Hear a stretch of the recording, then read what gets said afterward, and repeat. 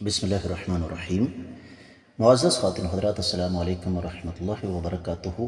انسان جب راہ حق پر چلتا ہے تو یہ ناممکن ہے کہ اس کے لیے مشکلات نہ آئیں، لیکن رب کائنات اپنے بندوں کو ان مشکلات کے ساتھ نمٹنے کے طریقے بتاتے ہیں، اور ان میں سے ایک یہ بھی ہے کہ رب کائنات اپنے بندوں کو مختلف انداز سے تسلی دیتے ہیں۔ یہی ہمارے آج کے قرآن مجید کے سبق کا موضوع ہے کہ داعیان حق کے لیے ربانی تسلی۔ اللہ رب العزت ارشاد فرماتے ہیں، بعد اعوذ باللہ السمیع العلیم من الشیطان الرجیم، وتوكل على الحي الذي لا يموت وسبح بحمده وكفى به بذنوب عباده خبيرا وتوكل على الحي الذي لا يموت وسبح بحمده وكفى به بذنوب عباده خبيرا۔ معزز خواتین حضرات، رب کائنات کی پاکیزہ کتاب قرآن مجید 19واں پارہ سورۃ الفرقان آیت ہے 58 میں رب کائنات ارشاد فرماتے ہیں، وتوکل، اور آپ بھروسہ فرمائیے، بھروسہ کیجیے، علی الحی، اس ذات بابرکات پر جو ہمیشہ زندہ رہنے والی ہے، الذی، وہ ذات، لا یموت، جسے کبھی موت نہیں، وسبح، اور آپ اس کی تعریف کریں، بحمدہ، پاکیزگی کے ساتھ، بلکہ آپ ان کی تعریف کے ساتھ پاکیزگی بیان کرتے رہیں، وکفا، اور اللہ تعالیٰ کافی ہیں، بہی، بذنوب عبادہ خبیرا، اپنے بندوں کے گناہوں سے خبردار۔ بامحاورہ ترجمہ سماعت فرمائیے گا، اور آپ اس ہمیشہ زندہ رہنے والی ذات بابرکات یعنی اللہ رب العزت پر بھروسہ کریں جنہیں کبھی موت نہیں ہے، اور آپ ان کی تعریف کے ساتھ پاکیزگی بیان کرتے رہیں، اور وہ ذات بابرکات اپنے بندے کے گناہوں سے کافی خبردار ہے۔ امام ابن کثیر رحمہ اللہ اس آیت مبارکہ کی تفسیر بیان کرتے ہوئے ارشاد فرماتے ہیں کہ وتوکل، بھروسہ کیجیے اپنے تمام معاملات میں، اور یاد رکھیے، جس طرح کہ آگے جا کے میں تفصیل بیان کرنے کی کوشش کروں گا مختلف کتب تفاسیر کی روشنی میں، کہ توکل اور بھروسہ جس کا تعلق صرف اور صرف اللہ تعالیٰ کی ذات بابرکات کے ساتھ ہے، یہ عبادت ہے، اور اس میں اگر کسی کو شریک بنا لیا تو عقیدے کا بیڑا غرق، سارے کے سارے اعمال برباد۔ اور توکل کس پر کرنا ہے؟ اس ذات بابرکات پر جن کو کبھی بھی موت نہیں آئے گی، جس طرح سورۃ الحدید کی تیسری آیت مبارکہ ہے، امام ابن کثیر رحمۃ اللہ علیہ کرائے، هو الاول والآخر والظاہر والباطن وهو بكل شیء علیم۔ اس کا معنی فرمایا الدائم الباقی، کہ رب کائنات ہمیشہ ہمیشہ کے لیے باقی رہنے والے ہیں، ان کی زندگی مستقل ہے، وہ زندہ ہیں، زندہ رکھنے والے ہیں، قائم رکھنے والے ہیں، ہر چیز کے مالک ہیں، اور اسی ذات بابرکات نے ہر چیز کو پیدا فرمایا، اسی پر بھروسہ کیا جائے گا، مشکل میں اسی کو یاد کیا جائے گا۔ وہ ذات بابرکات آپ کے لیے کافی ہے، آپ کی مدد کرنے کے لیے، آپ کی تائید و نصرت کے لیے، اور آپ کی نگہبانی کرنے کے لیے۔ جس طرح کہ سورۃ المائدہ ہم پیچھے پڑھ کر آئے ہیں، اس کی 67ویں آیت مبارکہ امام ابن کثیر رحمۃ اللہ علیہ لے کر آئے، یا ایہا الرسول بلغ ما انزل الیک من ربک وَإِن لَّمْ تَفْعَلْ فَمَا بَلَّغْتَ رِسَالَتَهُ واللہ یعصمک من الناس۔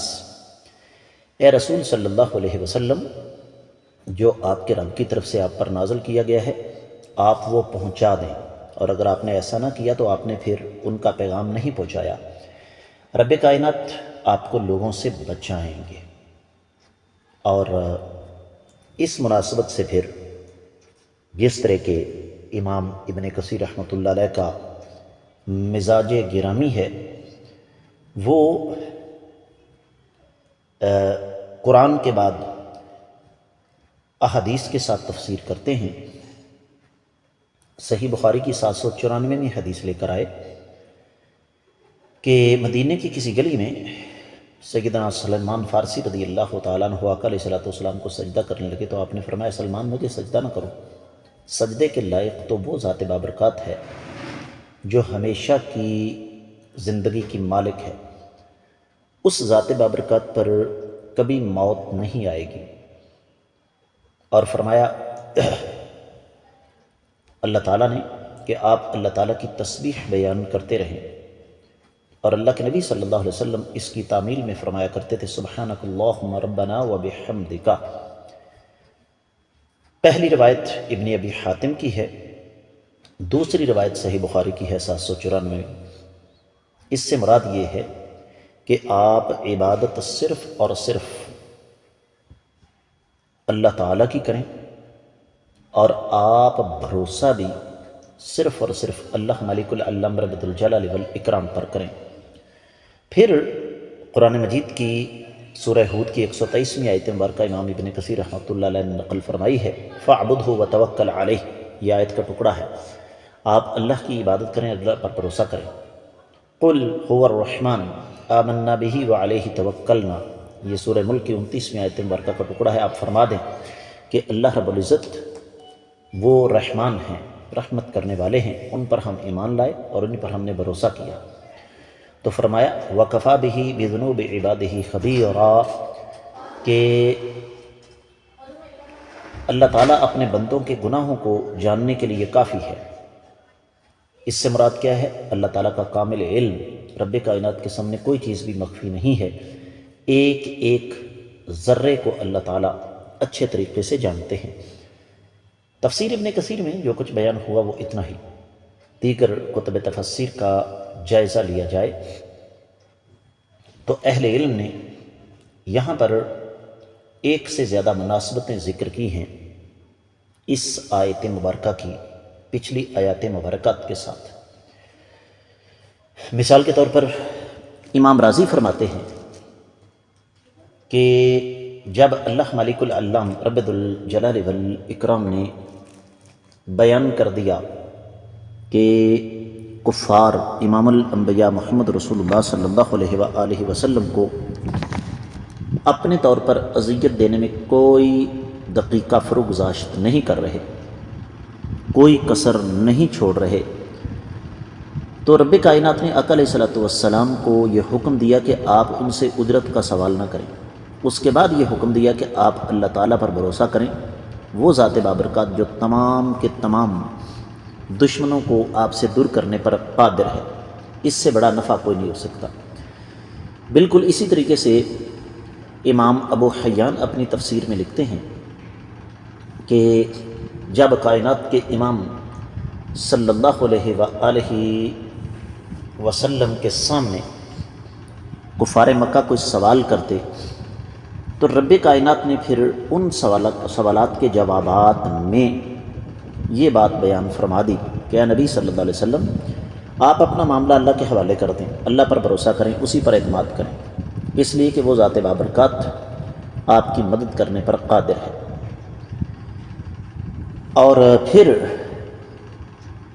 ایک تیسری مناسبت بھی اہل علم نے ذکر کی ہے، خاص طور پر امام بقائی نے نظم الدرر میں یہ فرمایا کہ جب مقصد یہ ہے کہ ان ظالموں کے عناد کو دور کیا جائے، یقینی طور پر یہ معاملہ اتنا آسان نہیں تھا، تو اللہ تعالیٰ نے پھر آقا علیہ السلام کو ان الفاظ میں تسلی دی، اور وہ تسلی کیا ہے؟ وَتَوَكَّلْ عَلَى الْحَيِّ الَّذِي لَا يَمُوتُ، آپ اللہ تعالیٰ پر بھروسہ کریں دین اور دنیا دونوں میں، اور اس ذات بابرکات پر بھروسہ کریں جس کے پاس حیات دائمی ہے، موت کا تصور بھی نہیں، اور اپنے معاملات ان کے حوالے کر دیں۔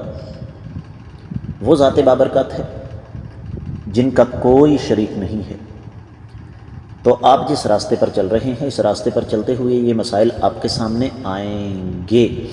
امام بقائی نے نظم الدرر میں یہ جو الذی لا یموت ہے، اس کی وضاحت کرتے ہوئے لکھا کہ اصل چیز یہ ہے کہ اللہ ملک الامر رب الجلال والاکرام نے یہاں اشارتاً اس بات کا ذکر کیا ہے کہ صرف ایک اللہ رب العزت ہیں جو زندگی میں اور مرنے کے بعد تمام معاملات کی نگرانی کرنے والے ہیں۔ یہی وجہ ہے کہ سورہ مزمل کی 8ویں اور 9ویں آیت مبارکہ اہل علم نے ذکر فرمائی وَتَبَتَّلْ إِلَيْهِ تَبْتِيلًا رب المشرق والمغرب لا الہ الا هو فاتخذہ وکیلا۔ پھر فرمایا وَسَبِّحْ بِحَمْدِ رَبِّهِ وَسَبِّحْ بِحَمْدِهِ، آپ اپنے رب کی تسبیح اس کی تعریف کے ساتھ کرتے رہیں۔ اس کا معنی اہل علم نے کیا، خاص طور پر امام ابن جریر، امام قرطبی، امام بقائی، اور پھر اسی طریقے سے امام ابن جزی، امام ابن عطیہ، دیگر ائمہ اکرام نے اس کی وضاحت کرتے ہوئے ارشاد فرمایا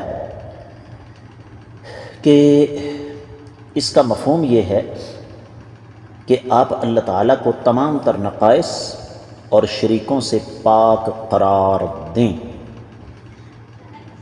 اور اگلے جو الفاظ ہیں وَقَفَى بِذُنُوبِ عِبَادِهِ خَبِيرًا، اس کی بھی ایک مناسبت ذکر کی ہے امام بقائی رحمہ اللہ نے۔ وہ فرماتے ہیں کہ ان الفاظ میں بھی اللہ تعالیٰ کی طرف سے ایک تسلی ہے کہ لوگ بھی آپ کو تسلی دیں گے لیکن وہ آپ کی مدد کرنے پر قادر نہیں ہیں۔ لوگ آپ کو تسلی دیں گے لیکن وہ آپ کے دشمنوں کی سازشوں سے خبردار نہیں ہیں۔ آپ رب کائنات پر بھروسہ کیجئے جو ذات بابرکات بندوں کے خفیہ اور ظاہری تمام گناہوں سے بخوبی آگاہ ہے۔ معزز خواتین و حضرات، بات کو اختتام کی طرف لے کر جاتے ہیں،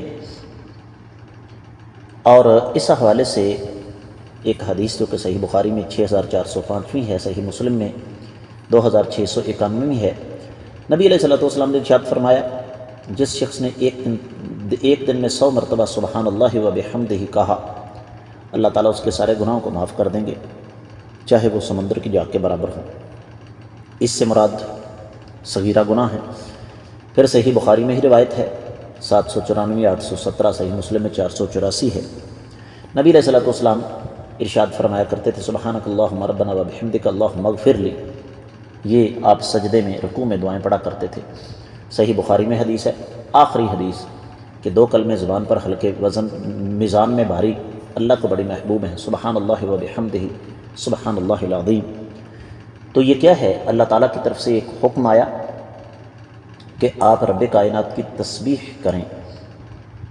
جہاں تک توکل کا تعلق ہے تو یہ بھی سماعت فرما لیجیے، سورہ ملک آیت مبارکہ ہے 29ویں، قل هو الرحمن آمنا به وعلیہ توکلنا، سورہ آل عمران 159ویں، فَإِذَا عَزَمْتَ فَتَوَكَّلْ عَلَى اللَّهِ 159ویں آیت مبارکہ میں ہے کہ آپ جب کسی کام کا ارادہ کر لیں تو اللہ ملک الامر رب الجلال والاکرام پر توکل اور بھروسہ فرمائیں۔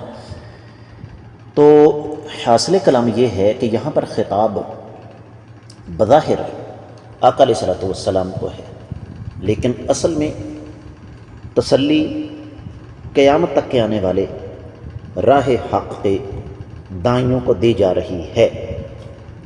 قرآن کہتا ہے وعلی اللہ فتوکلوا ان کنتم مؤمنین، اگر تم ایمان والے ہو تو اللہ پر بھروسہ کرو۔ اہل علم یہ فرماتے ہیں کہ توکل کی اصل کیا ہے، تفسیر روح البیان میں اس کی وضاحت موجود ہے کہ انسان اس بات کو اچھی طرح سمجھ لے کہ تمام کے تمام حادثات اللہ تعالیٰ کی طرف سے ہیں، اور یہ توکل ایمان کی شرط ہے معزز خواتین و حضرات۔ اور توکل کے ساتھ جب اللہ تعالیٰ کی تسبیح وغیرہ مل جائے، اللہ تعالیٰ کی تقدیس مل جائے، تعریف اللہ تعالیٰ کی مل جائے، تو پھر اللہ تعالیٰ کی رحمت جوش میں آئے گی۔ اس کے ساتھ ہی آج کا سبق مکمل ہوتا ہے۔ آپ سے اجازت چاہوں گا۔ السلام علیکم ورحمۃ اللہ وبرکاتہ۔